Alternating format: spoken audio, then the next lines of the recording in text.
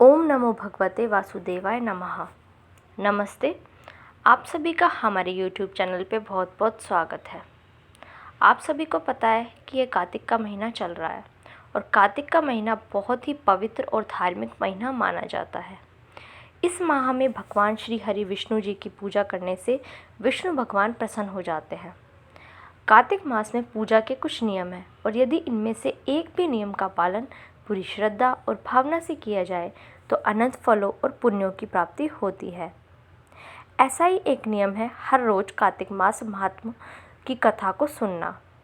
तो आज हम कार्तिक महात्म्य के दूसरे अध्याय को सुनेंगे। दूसरा अध्याय।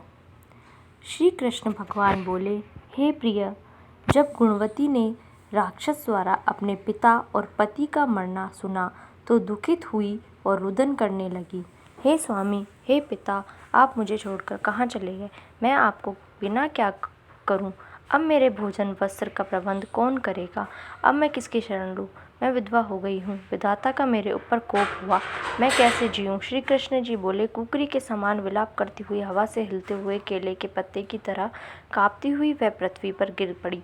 थोड़ी देर में सावधान होने का फिर विलाप करने लगी और शोक समुद्र में डूब गई। उस गुणवती ने घर की सब वस्तुएं बेचकर यथाविधि से अपने पति की परलोकी क्रिया की और उस नगरी में विष्णु भगवान की भक्ति में तत्पर होकर इंद्रियों को वश में कर शांति से रहने लगी और मरण तक एकादशी और कार्तिक मास के व्रत आदि करती रही।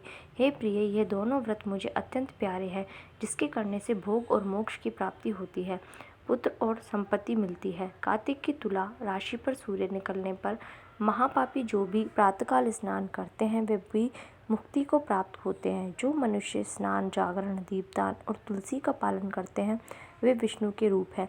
विष्णु भगवान के मंदिर में झाड़ना, सतिया काटना तथा विष्णु की पूजा आदि का कार्य जो मनुष्य करते हैं वह जीवन मुक्त होते हैं।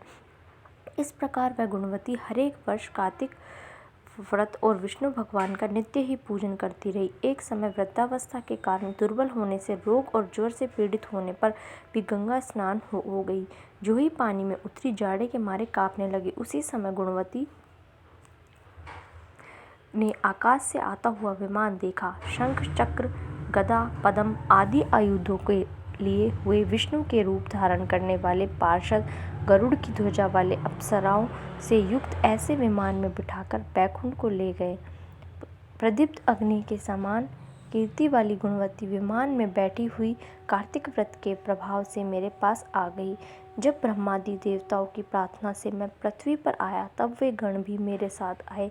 हे भामिनी, यह सब यादव मेरे गण हैं और तुम्हारे पिता देवा शर्मा भी इस जन्म में सत्राजित हुए और तुम्हारे पति चंद्र शर्मा इस जन्म में अक्रूर और है। और देवी, तुम वही गुणवती हो जो कार्तिक के स्नान के प्रभाव से मेरे लिए अत्यंत प्रिय हो। तुमने तो मेरे मन मंदिर के सामने तुलसी का बगीचा लगाया, उसी से यह कल्पवृक्ष तुम्हारे आंगन में है।